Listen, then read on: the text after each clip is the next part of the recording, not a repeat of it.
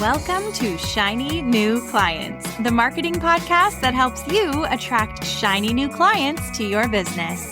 We'll talk about social media, what makes people buy, how to go viral, and marketing psychology, all in 20 minutes or less. Whether you're a coach, a stylist, or a wedding planner, if you've got a service-based business to sell, this is the show you need to fill your calendar. I'm Jenna Warner, your new marketing coach, and this is Shiny New Clients. Let's talk about technology, fear of it, and see if we can make your life just 2/8 easier. 4/8, 50%. 75% better, more streamlined, and easier using software and technology.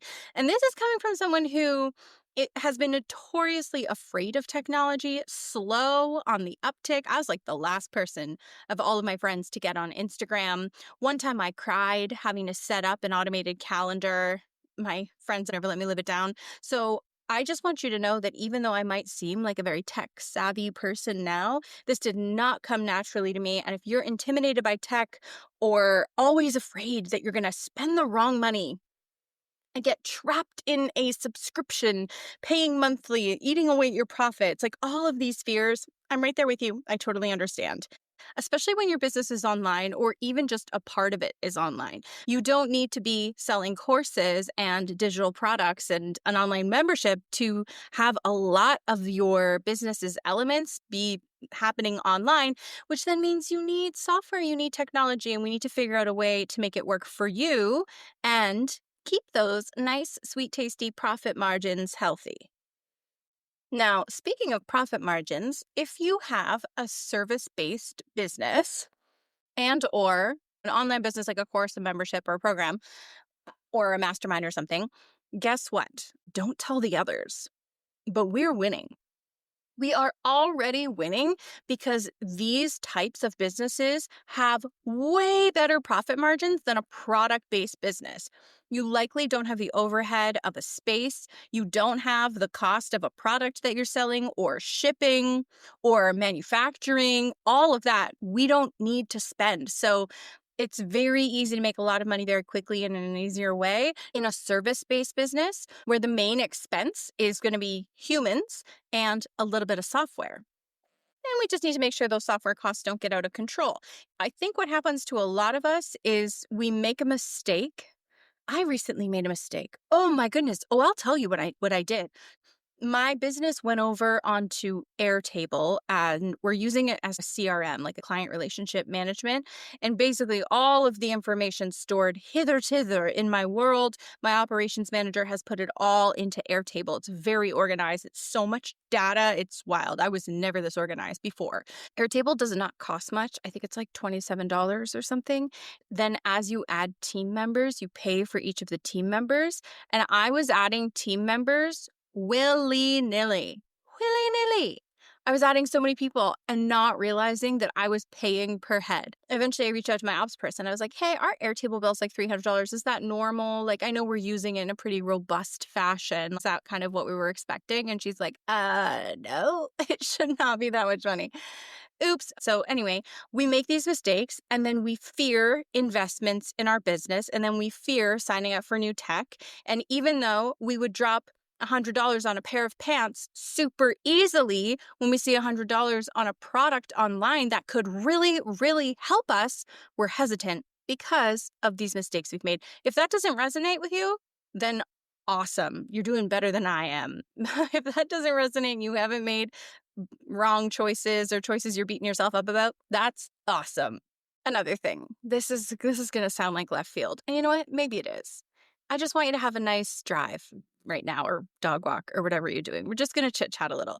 When I finished college, I moved to Toronto and I moved there kind of last minute because when I finished college, I was scared and I was like, I'm just going to go home. And then I think one of my teachers was like, you're not really just going to go home, right? You're going to go try and make it at this whole acting thing. And I was like, okay, fine. So at the last second, I found a rooming house in a rough neighborhood in Toronto that I could move into. So it was not a great living situation.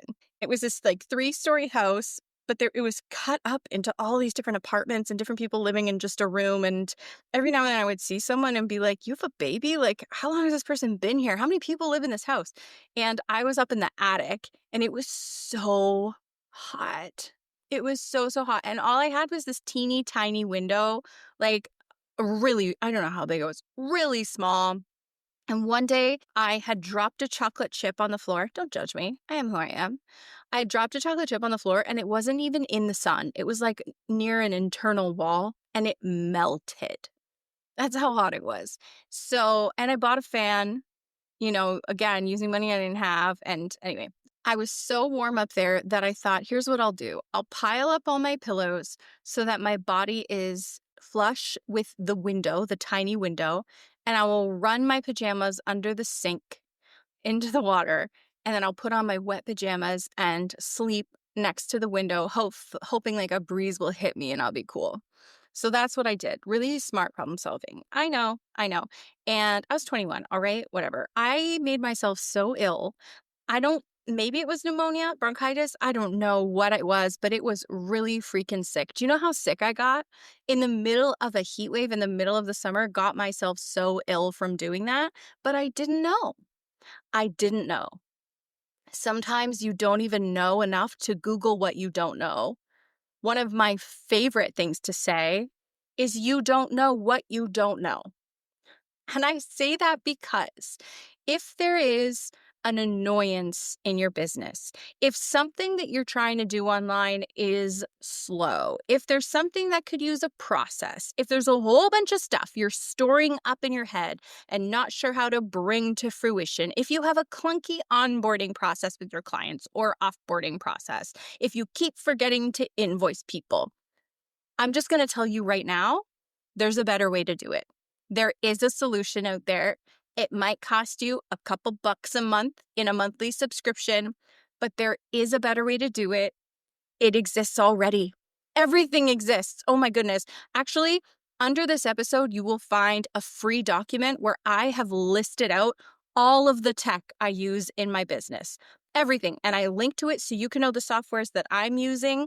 And I even added a section at the bottom that's like a beginner tech stack. That's what it's called. Tech stack is like all the pieces of software you use to accomplish a goal. So I put a tech stack there if you want to launch a course, a tech stack there if you want to start a group program. It's not the most perfect, but it's what I would recommend. And so there's a huge portion of this document is what I actually use. And then a couple of like what I would recommend, some of the easiest ways to launch something like that without having to sign up for a million different things. Or also I considered products that will scale with your business. For instance, you could start email marketing with MailChimp, but eventually you're going to have to transfer to something that is a more robust piece of software. So instead, I really recommend you start with Kit, which is the email software I use. It's free for up to 1,000 subscribers, but then by then you're going to be using it in a more robust way. You're going to need some of the bigger features. You want to go big. So now that I have grown my business, I can look back and be like, okay, I would use that again. I wouldn't use that again. Anyway, I put it all together on there.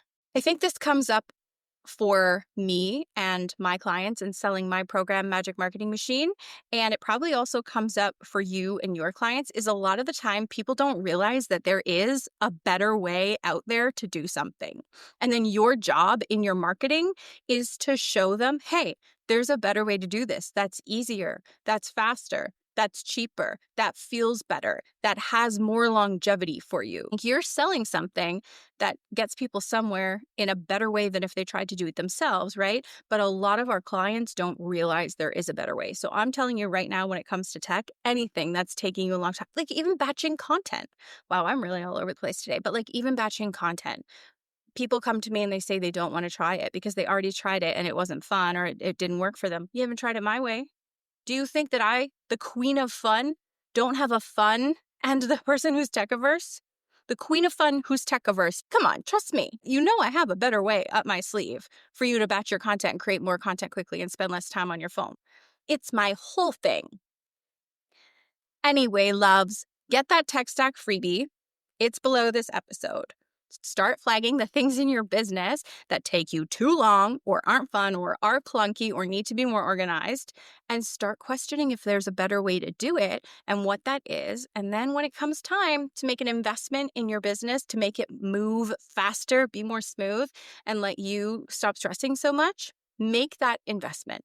I want to resist the millennial thing of saying, like, thank you for coming to my TED Talk. Um, it really is just a cop out for when you don't know otherwise how to end something.